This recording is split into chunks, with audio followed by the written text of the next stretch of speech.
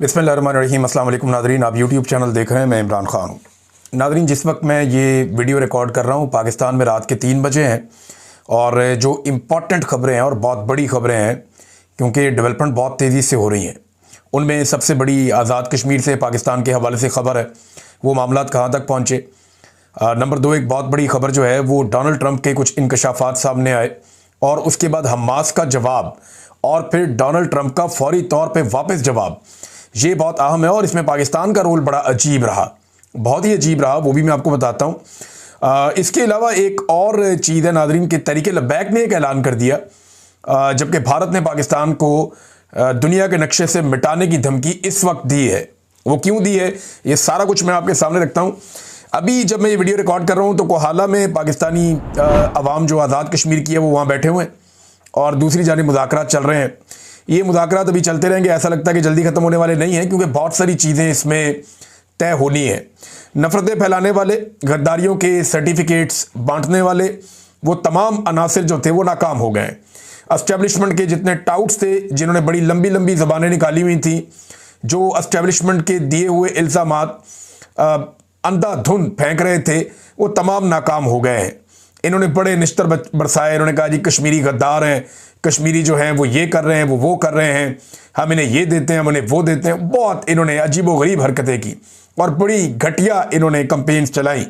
बल्कि ये भी फैसला किया गया कि यानी जो मैंने आपको ऑडियो एक सुनाई थी कि जनाब इस्लामाबाद में इनको मारो, कुटो, पकड़ो, इनको अंदर डालो, तो ये सारा कुछ किया गया। लेकिन इसके बावजूद ये सारे नाकाम हो गए और नाकाम हुए ये अवाम की ताकत के सामने। तो अवाम की ताकत जो है वो जीत गई और ये सारे नाकाम हो गए। अब एक के बाद एक सेशन हो रहे हैं और इन सेशन में एस्टेब्लिशमेंट से अप्रूवल भी लिए जा रहे हैं क्योंकि किसी सूरमा को ये जो है वो जुर्रत नहीं हुई कि वो आकर अवाम का सामना करे। वहाँ पे कोई सूरमा ऐसा नहीं था जो आकर अवाम का सामना करता। वहाँ पे सियासी जमातों के लोगों को लाकर बैठा दिया गया, पीपल्स पार्टी के, PMLN के, और इधर उधर से पकड़ के वो बैठा दिए सारे कि बात करें अवामी नुमाइंदों के साथ। तो अवामी नुमाइंदे तो बात करते हैं वो जो आवाम से पूछ कर आते हैं, जबकि दूसरी जानिब उन्हें एस्टेब्लिशमेंट से अप्रूवल भी लेनी होती है। तो बार बार सेशंस होते हैं, कुछ ड्राफ्ट जो हैं वो लिखे भी जा रहे हैं, फिर उनकी अप्रूवल भी ली जा रही है। मुज़ाहिरीन जो हैं इनके जो नुमाइंदे गए हुए हैं, इनमें शौकत नवाज मीर साहब हैं, अंजुम ज़मान अवान साहब हैं, आमिर नज़ीर साहब हैं, राजा अमजद अली खान साहब हैं, फिर आबिद असलम साहब हैं और दीगर लोग भी हैं। अब इनमें से चंद लोग बैठते हैं सामने और वो ये कहते हैं कि हमें तहरीरी नोटिफिकेशंस दिए जाएं और नोटिफिकेशंस जारी किए जाएं जिन चीज़ों का हम कह रहे हैं। जो अहम तरीन मामला हैं वो आप जानते हैं, एक तो 12 सीटों का मामला है। अब ये 12 सीटें क्या ख़त्म कर दी जाएंगी? तो मुझे नहीं लगता ख़त्म होंगी, लेकिन मुझे ये लगता है कि बेअसर हो जाएंगी। यानी ये जो इन 12 सीटों के 12 लोगों को एस्टेब्लिशमेंट लेकर आती है, कठपुतलियों को, और लाकर उन्हें इख्तियार दे देती है। नंबर 1 इख्तियार उन्हें क्या दिया जाता है कि उन्हें वजारतें बांट दी जाती हैं, फंड्स उनके हवाले कर दिए जाते हैं अरबों रुपए के, उनको बेशुमार मुराद मिल जाती हैं। तो एक तो ये सिलसिला ख़त्म हो जाएगा, उनकी सिंबॉलिक वैल्यू रह जाएगी। नंबर 2, ये वज़ीर आज़म बनाने या गिराने के अंदर अपना रोल प्ले कर सकते हैं, इनका ये रोल भी ख़त्म किया जाएगा। कम से कम इतना तो होना चाहिए इस मामले में। अभी इस पर डिस्कशन चल रही है, देखें क्या होता है। बिजली के मामला आते हैं और दीगर मामला आते हैं, टैक्सेस के मामला आते हैं, फूड के मामला आते हैं, बहुत सारे महकमों के हवाले से बहुत सारी चीज़ें हैं, मुराद के खात्मे के मामला आते हैं, करप्शन के मामला आते हैं, ये सब। और जिस तरह हुकूमतें गिराई जाती हैं आज़ाद कश्मीर में और बनाई जाती हैं और ये मिलिट्री एस्टेब्लिशमेंट करती है, इस हवाले से चीज़ें डिस्कस हो रही हैं। सियासतदानों को बड़ा मज़ा आ रहा होगा कि जो काम हम सारे मिलकर नहीं कर सके, हमने कई दफ़ा इनकलाबी बनने का नाटक किया, बड़ी कोशिश की, लेकिन जो हम नहीं कर सके वो ये अवाम ने कर दिया और आज ये हमारे ज़रिए से ही वो मुतालबात मनवा रहे हैं जो मुतालबात एक दौर में हमारे भी हुआ करते थे। लेकिन आजकल तो ये सारे टाउटगिरी कर रहे हैं। बहरहाल कश्मीरियों ने ये कामयाबी हासिल नहीं की, उन्होंने ये कामयाबी कमाई है, किसी ने उनकी झोली में नहीं डाली। कल तक इन्हें धमकियां देने वाले और ताने देने वाले आज घुटनों पे बैठे हुए हैं, कोई सूरमा उनका सामना नहीं कर पा रहा, वो अपने मुतालबात मनवा रहे हैं और आज नहीं तो कल वो अपनी मंजिल तक पहुंच जाएंगे। देखें, ये मुतालबात माने जाएंगे, कुछ चीज़ों में हुकूमत 2 नंबरी भी करेगी, चक्कर भी देगी, फ्यूचर में पकड़ी जाएगी, ये लोग फिर निकलेंगे, फिर एहतजाज करेंगे, क्योंकि ये अवामी एहतजाज है, अवामी मुतालबात हैं और आज़ाद कश्मीर में लोगों को शऊर है, लोग फिर निकल आएंगे। तो ये रियासत को अगर ये लगता है कि वो किसी तरह भी अब इसको, इस जिन को बोतल में बंद कर लेगी या इस एहतजाज के ऊपर ढक्कन लगा देगी, तो ये अब रियासत नहीं कर पाएगी। जो पुरानी लीडरशिप है जितनी भी आज़ाद कश्मीर की, ये सारे एक्सपायर हो गए और अब वहाँ पे ख़ानदान की बुनियाद पे, नस्ल की बुनियाद पे, इलाके की बुनियाद पे, सरदारी की बुनियाद के ऊपर वो चक्कर ख़त्म हो गए।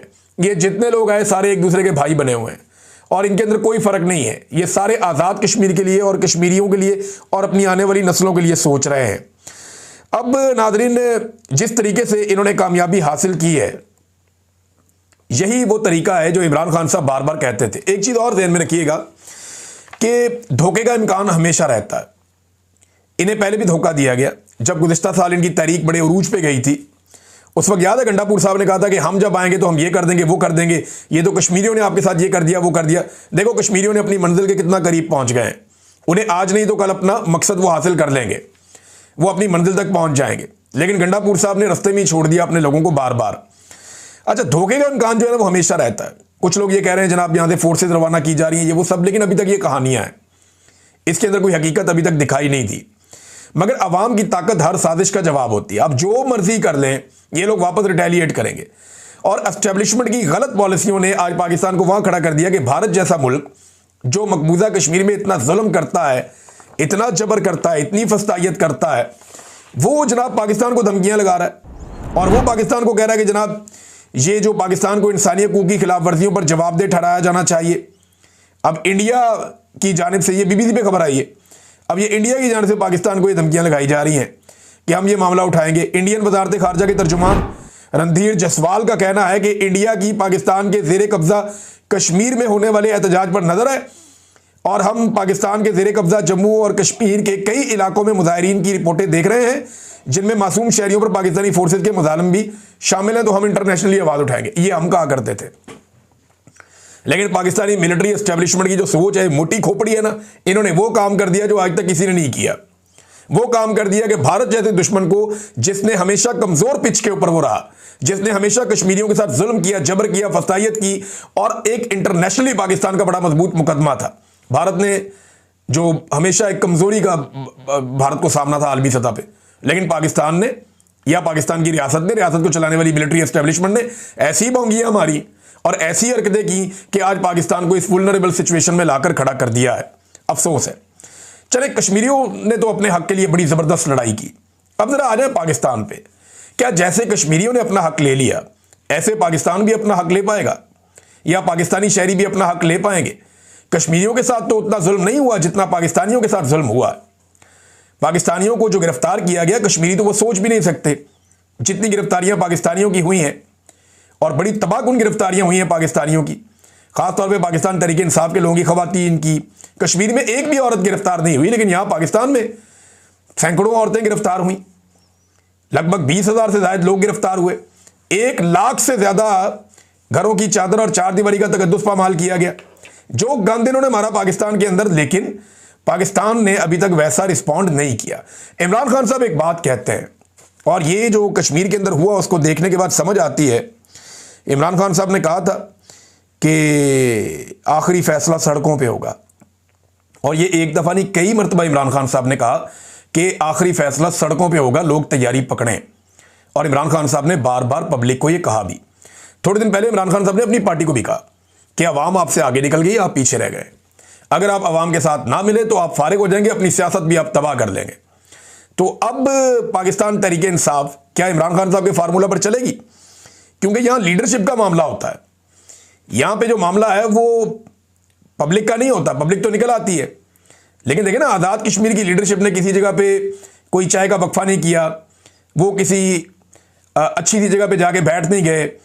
उनकी जो छोटी मोटी लीडरशिप है वो कहीं पे पुलिस के खौफ से छुप नहीं गई, किसी जगह पे वो पहाड़ियां क्रॉस नहीं करते रहे, कोई दौड़ नहीं गया, भाग नहीं गया, वो अपनी अपनी जगह पे डटे रहे, उन्होंने अपनी जगह नहीं छोड़ी। और फिर उन्होंने वो कामयाबी हासिल की कि पूरे सिस्टम को, पूरी रियासत को, जिनके पास बहुत ताकत है, उन्हें वो लेकर आए उस जगह पे थोड़ी तादाद होने के बावजूद जहां पे वो लाना चाह रहे थे, और बैठ के बात कर रहे हैं। कोई चाय पानी के वक्फे में भी नहीं गया, जो था वो लोगों के बीच में ही था। तो ऐसा ही था। बहरहाल इमरान खान साहब ने कहा था कि आखिरी फैसला सड़कों पर होगा। अब इमरान खान साहब कहते हैं कि जिस दिन पाकिस्तान अपना आईनी और जमहूरी हक के लिए बाहर आ गया, आईनी और जमहूरी हक है ना, एस्टेब्लिशमेंट ने कब्जा किया हुआ है पाकिस्तान के निज़ाम के ऊपर, तो जिस दिन पाकिस्तानी बाहर आ गए, ये निज़ाम घुटनों पर बैठकर उन्हें उनका हक वापस करेगा, ये बात तो तय है और ये होना है। जिस दिन पाकिस्तानी बाहर आए ना, तो ये एस्टेब्लिशमेंट और उनका पूरा निज़ाम घुटनों पर बैठ के पाकिस्तानियों को उनका हक वापस अदा करेगा। पाकिस्तानियों को थोड़ा टाइम निकालना पड़ेगा और ये काम करना पड़ेगा। कोई इतना बड़ा काम नहीं है, आपके सामने कश्मीरियों ने बहुत थोड़ी सी तादाद में निकलकर ये काम कर लिया है। अब नाज़रीन, डोनाल्ड ट्रंप और हमास के बीच में एकदम चीज़ें जो हैं वो तब्दील होगी और आधे घंटे के अंदर होगी। अभी जब मैं आपसे बात करूं तो इसके आधे घंटे के अंदर अंदर ये चीज़ें हुई हैं। सबसे पहले तो ट्रंप का एक स्टेटमेंट आया और ट्रंप ने मुसलमान मुल्कों को और ख़ास तौर पे पाकिस्तान को एक्सपोज करके रख दिया। ट्रंप ने बताया कि जनाब मेरी ये शराइत हैं और इनके ऊपर जो मुसलमान ममालिक हैं, चाहे वो अरब ममालिक हैं चाहे दूसरे हैं, ये सारे एग्री करके गए हैं और मेरी शराइत के ऊपर ये सारे मुत्तफिक हैं और दस्तखत हुए हैं बाकायदा। और अगर इसके ऊपर हमास राजी नहीं होता तो फिर हम जहन्नुम बना के रख देंगे, इतनी तबाही फैलाएंगे। ये धमकी भी साथ डोनाल्ड ट्रंप ने लगाई। अब हमास के बारे में डोनाल्ड ट्रंप की ये राय है और डोनाल्ड ट्रंप ने उस लेटर के अंदर जो तस्करा किया वो इसराइल के नुकसान का किया, जो फ़लस्तीनियों का नुकसान है उसका तस्करा नहीं किया। देखिए ना, जो इसराइल का टोटल नुकसान हुआ 7 तारीख को 2023 से, ये 7 अक्टूबर 2023 था जब ये इंसिडेंट हुआ था। हमास ने अटैक किया था इसराइल पे, एक जवाबी उनका बड़ा हमला था। तो जो इसराइल की टोटल हलाकतें हैं वो 1195 हैं, लेकिन अब तक जो फ़लस्तीन का नुकसान है जिसके ऊपर कोई बात नहीं करता वो लगभग 70,000 के करीब लाशें उनकी पहुंचने वाली हैं और उसमें बच्चों की बहुत बड़ी तादाद है, ख़वातीन की बहुत बड़ी तादाद है। लोग वहाँ पे भूखे हैं, वहाँ पे इमदाद नहीं जाने दी जा रही, लोग बीमार हैं, वहाँ पे अद्वियात नहीं जाने दी जा रही, लोग पीने के पानी के लिए, हत्ता के खाने के लिए बहुत तरसते हैं, बहुत परेशान हैं, ग़िज़ाई किल्लत का शिकार है उनके बच्चे। ये जुल्म तो किसी खाते में लिया ही नहीं जा रहा, इसके बारे में बात ही नहीं की जा रही।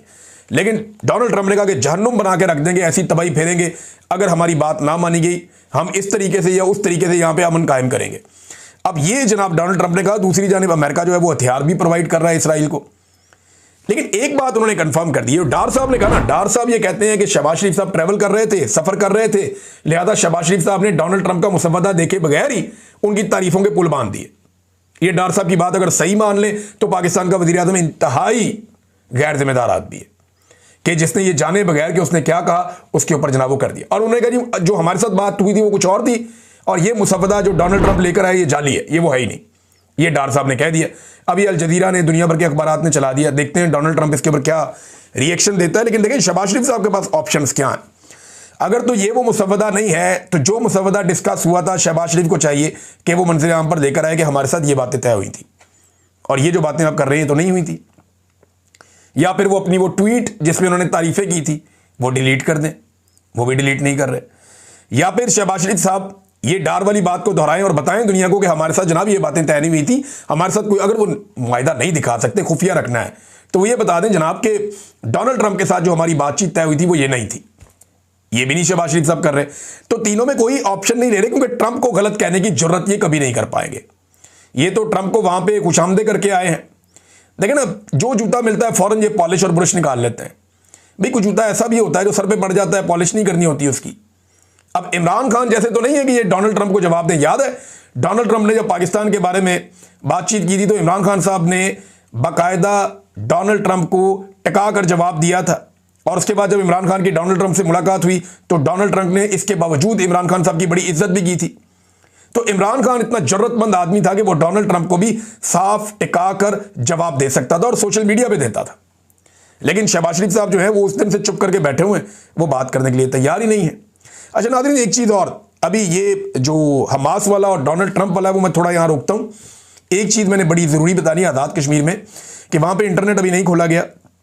उम्मीद है कि किसी नतीजे पे पहुँच जाएंगे दोनों फरीकैन और ये एहतजाज ख़त्म हो जाएगा पुरअमन तरीके से। लेकिन इंटरनेट अभी नहीं खुला क्योंकि पुलिस वालों की कुछ ऐसी मुतनाज़ वीडियोज़ हैं जो मुजाहिरीन ने बना ली थी। देखें उनकी बड़ी मार कुटाई, माफ़ी तलाफ़ी की वीडियोज़ हैं, तो इनको मत फैलाएं, मैं आपसे गुजारिश करता हूँ। यही काम सिक्योरिटी इदारे भी करते हैं, वो भी उठा के ले जाते हैं, कपड़े उतार के वीडियोस बना लेते हैं लोगों की। बेशुमार लोगों की उन्होंने वीडियोस बनाई हैं ऐसे, और इससे अवामी नफरत बढ़ जाती है। लिहाजा मेरी गुजारिश है कि नफरत कम करने की ज़रूरत है और अगर किसी के पास ऐसी कोई वीडियो है तो उसे बिल्कुल पोस्ट मत करें और जो भी इसे पोस्ट करे उसको रिपोर्ट करें, उसका बाइकआउट करें, उसको जो है वो आप अनफॉलो करें, उसको ब्लॉक करें, क्योंकि किसी की तज़हीक मकसद नहीं होना चाहिए, अपना हक लेना मकसद होना चाहिए। लिहाजा जो पुलिस वाले हैं ये रियासत की गलत पॉलिसी की भेंट चढ़े हैं ये आपके भाई हैं, ये आपके करीबी लोग, आपके अपने हमवतन हैं और ये उतने ही पाकिस्तानी हैं जितने हम हैं, लेकिन एस्टेब्लिशमेंट की गलत पॉलिसियों और चंद अफराद के मफादात के लिए ये बेचारे भेंट चढ़ गए और हमारी आपस में लड़ाई हुई है, किसी बार वाले से हम नहीं लड़े, लिहाजा तज़हीक से जो है वो गुरेज किया जाना चाहिए। अब आ जाए नाज़रीन, हमास ने जवाब क्या दिया डोनाल्ड ट्रंप का। हमास ने बड़ा समझदारी वाला जवाब दिया और डोनाल्ड ट्रंप को बांध लिया। हमास का जवाब अगर आप देखें तो आपको पता चलेगा कि वो कितने समझदार हैं। हमास ने कहा कि हम अरब इस्लामी और बैनुल-अक़वामी कोशिशों और अमरीकी सदर की इन कोशिशों की कदर करते हैं जिनमें गज़ा पर जंग के फौरी खात्मे, कैदियों के तबादले, इमदाद की फराहमी, इलाके पर कब्जे की मुखालफत और हमारे अवाम की बेदखली की मुखालफत की बात की गई है। हम इस बात का ऐलान करते हैं कि हम सदर ट्रंप की तजवीज़ में शामिल तबादले के फार्मूले के मुताबिक जो कब्ज़ा करने वाला इसराइल है उसके तमाम जिंदा और शहीद कैदियों की या मारे गए कैदियों की रिहाई पर मुत्तफिक है, बशर्तिया के तबादले के अमल के लिए मैदान में हालात साजगार हों और हम फौरी तौर पर सालिसों के ज़रिए तफसीलात पर बातचीत के लिए तैयार हैं। यानी हम कैदियों का तबादला करने के लिए रेडी हैं, लेकिन इसके लिए मुज़ाकरात होंगे और जो सालिस बीच में मौजूद हैं उनके ज़रिए से मुज़ाकरात होंगे। हम अपनी इस आमादगी को दोहराते हैं कि गज़ा की पट्टी की इंतज़ामिया को एक ऐसी फ़लस्तीनी जमात के हवाले करें जो आज़ाद अफराद पर मुश्तमिल हो, जो फ़लस्तीनी कौमी इत्तफ़ाक़ राय पर मबनी हो और जिसे अरब और इस्लामी हमायत हासिल हो। जहाँ तक गज़ा की पट्टी और मुस्तकबिल और फ़लस्तीनी अवाम के बुनियादी हकूक़ का ताल्लुक़ है, जैसा कि सदर ट्रंप की तजवीज़ में जिक्र किया गया है, ये एक जामे कौमी मौक़िफ़ से जुड़ा हुआ है और मुतल्लिक़ा बैनुल-अक़वामी क़वानीन और करारदादों की बुनियाद पर ज़ेर बहस आएगा। देखिए, वो ये कह रहे हैं कि ठीक है, हम जंगबंदी के लिए राज़ी हैं, हम कैदी भी छोड़ देते हैं और जो कैदी मर गए वो भी और जो जिंदा हैं वो भी हम आपको बता देते हैं और उनको हम छोड़ देते हैं, लेकिन इसके लिए उन्होंने चंद शराइत रख दी हैं। वो शराइत क्या हैं वो मैं आपको बता देता हूँ और वो चीज़ें जिनके ऊपर वो नहीं मान। नंबर 1, गज़ा का कब्ज़ा जो है वो ख़त्म किया जाएगा, ये हमास ने क्लियरली कह दिया कि इसका कब्ज़ा ख़त्म करें। नंबर 2, इसराइली फ़ौज गज़ा से वापस चली जाए, यहाँ से निकल जाए। नंबर 3, मुकम्मल जंग बंदी की जाए, यानी फौरी तौर पे बम्बिंग रोक दी जाए, इंसानी इमदाद को फ़ौरन बहाल किया जाए और हमारे लोगों की जो खाना बदोशी या उनकी जो नकल मकानी है उसको रोका जाए। हमारे लोग यहाँ से ज़बरदस्ती नहीं निकाले जाने चाहिए। अच्छा, अब ये शराइत क्या इसराइल कबूल करेगा? मुझे नहीं लगता वो कबूल करेगा।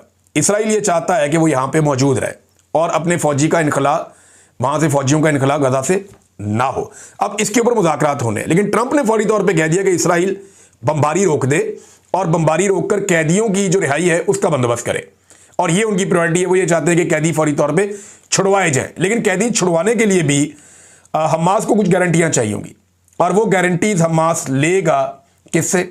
अरब इस्लामी ममालिक से। यानी ये इस्लामी ममालिक से बात करेंगे, अरब ममालिक से बात करेंगे कि जनाब आप गारंटी करते हैं, कुछ यूरोपीय ममालिक को बीच में डालेंगे। जब गारंटी हो जाएगी यूनाइटेड नेशन की मौजूदगी में तो फिर वो कहेगा ठीक है जी, ये कैदियों को मैं छोड़ रहा हूं, आप भी हमारे कैदी छोड़ दें और यहां से इसराइली फोर्सेस को निकाल दें, वो गज़ा को छोड़कर चले जाए। अब डोनाल्ड ट्रंप ने तो कह दिया जनाब बमबारी फौरी तौर पर बंद की जाए और इसको एक डेवलपमेंट के तौर पर डोनाल्ड ट्रंप ने लिया है और पॉजिटिव ये है कि डोनाल्ड ट्रंप ने कहा कि ठीक है बमबारी रोकें, कैदियों को छुड़वाएं, लेकिन जो शराइत है ना उनके ऊपर अगर आप गौर करें ना तो बड़ी टेक्निकल है। अच्छा, हथियार डालने के हवाले से भी हमास ने कोई ऐसी गारंटी नहीं दी।